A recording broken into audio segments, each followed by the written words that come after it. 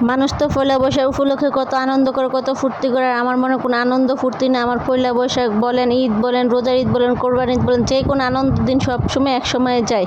তো আজকে আমি ইলিশ মাছ দিয়ে কলা দিয়ে রান্না করবো। আমার কপালে তো আর স্বামী সন্তান নিয়ে খাওয়ার কপাল নাই যে ইলিশ মাছ দিয়ে ফান্তাবাদ দিয়ে সকালে হাসি মুখে উঠে খেবো। তো আমার তো কোনো পরিস্থিতি নাই।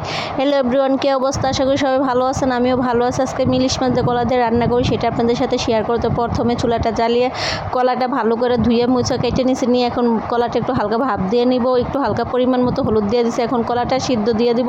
কলাটা সিদ্ধ দিলে কি হয়, কলাটার একটা কালসা কালসা ভাব থাকে বা কষ্টা কষ্টা ভাব থাকে, সেটা চলে যায়। হালকা একটু হলুদ দিয়ে সিদ্ধ করুন, তাহলে কলার কালারটা নষ্ট হয় না, একবারে সুন্দর থাকে। কিন্তু কলাটা দেখতে যেরকম সুন্দর, খেতে অত ওরকমটা মজা না।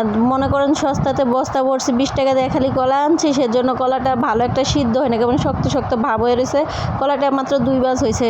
তো এখন কলাটা সিদ্ধ করে নামিয়ে দিয়ে এখন চুলাটা পুরো কড়াইটা বসে দিলাম। পরিমাণ মতো তেল দিয়েছে, তেল দিয়ে এখন তেলটা ভালো করে গরম করে নেবার। এদিক দিয়ে ইলিশ মাছের ভিতরে হলুদ মরিচ লবণ দিয়ে মেখে রাখছিলাম আধা ঘন্টা আগে রেখে, এখন মাছটা ভালো করে এখন ভেজে নেবো। এই ইলিশ মাছটা অনেক আগের দিন বাজার করছিলাম, আমার হাজব্যান্ড যখন চলে গেছে তারপরে একবারই বাজার করছি। সেই যে মাছ ফ্রিজে পড়ে রয়েছে, আজকে খুঁজতে খুঁজতে পেলাম, যে ভাবলাম যদি কলা দিয়ে রান্না করে তাহলে খুবই ভালো হবে। কিন্তু যে ভাবনা সেই কাজ, কিন্তু কলাটা ভালো না, একদমই শক্ত শক্ত, ভালো একটা সিদ্ধ হয় নাই, সেজন্য তরকারিটা খেতে অতটাও মজা হয় না। তো এখন মাছটা উল্টা পাল্টা ভালো করে ভেজে নিয়েছি। আর ইলিশ মাছ অতটা ভাজতে সময় লাগে না, ইলিশ মাছ তাড়াতাড়ি হুড়ে করে ভাজতে হচ্ছে, কিন্তু মাছটা ছোটো ছোটো কেউ দেখেন, মাছের তেল অনেক পরিমাণ।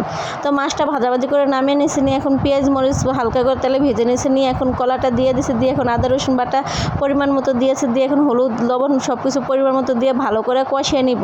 আর এই কলার তরকারি সবসময় ইলিশ মাছ দিয়ে খেতে ভালো হয়। যদি কলাটা একটু নরম নরম টাইপের হতো তাহলে খুবই খেতে ভালো হতো। কেরকম জানি শক্ত শক্ত, মানুষের উপরেরটা যেমন ফিটফাট, ভিতরটা সদরকার, যেমন আমার কাছের মানুষটা উপরে দেখা গেছে কত সুন্দর ফ্রেশ, আর ওর ভিতরে যে এরকম মনটা একটা শক্ত মন আছে, সেটা আমি বুঝতে পারি। কলাটার অবস্থা হলো সেরকম, কলাটা দেখতে উপর দিয়ে খুবই সুন্দর দেখা গেছে, কিন্তু রান্না করছে তখনও বুঝেন, যখন খেতে গেছে তখন দেখি ভিতরটা একটু শক্ত শক্ত লাগে। তো আমার হাজব্যান্ডের ক্ষেত্রে এরকম হয়েছে, আমার হাজব্যান্ডের উপরে আসলো ফিটফাট, ভিতর ধরে সদরকার, ওর উপরের মনটা অনেক সুন্দর আসলো, ভিতরে যে একটা শক্ত মন আছে সেটা আমি কখনো বুঝতে পারি না।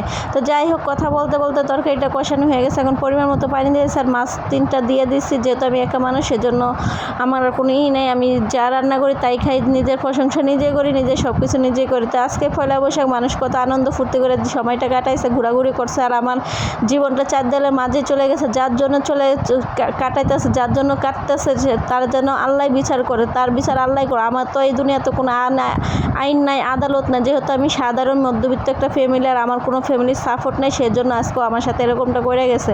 তো একদিন হলো আল্লাহ ওর বিচার করে, আল্লাহ ওই আমাকে ঠকাইছে, একদিন ওই নিজেও ঠেকবে। তো ভিডিওটা এই পর্যন্ত, আল্লাহ হাফেজ।